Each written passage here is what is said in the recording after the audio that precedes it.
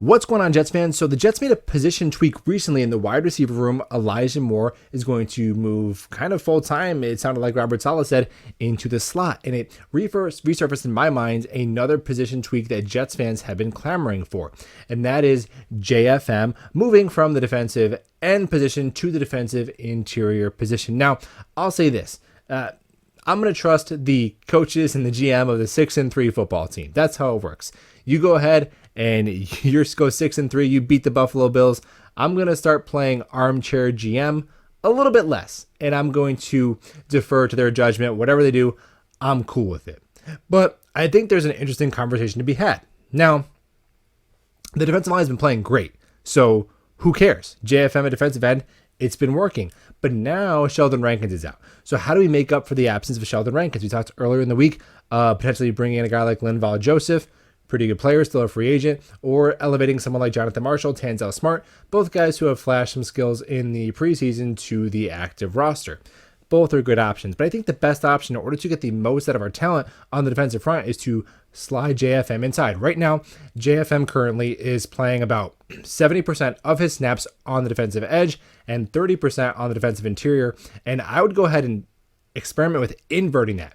70% inside. And it's not just about JFM and him being a talent upgrade over the likes of Smart and Marshall and Solomon Thomas, but really it's about a logjam at the defensive end position, and I want to get some other young guys more snaps. I know it's first world problems for the New York Jets right now, but if you look at how they're rotating their defensive ends, you have on one side Carl Lawson being backed up by Michael Clemens. A nice split there, perfect, beautiful, don't get to mess with that at all.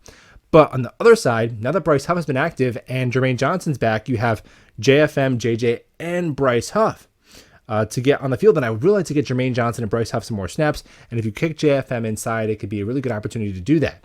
And now I would be perfectly fine with JJ and Huff just being the only two guys who split on that defensive end spot. And it kind of works out perfectly because their skill sets complement each other really nicely. JJ, bigger bodied, could set the edge against the run. Really, he's good on any down.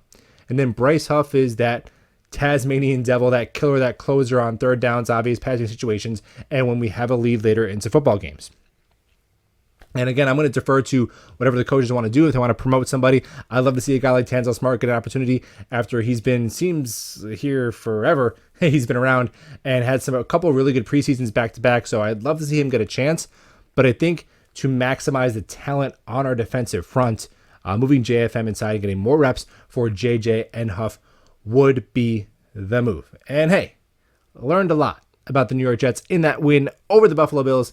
Click below, 5 things we learned in that signature win. Subscribe if you are new, and we'll talk Jets football soon.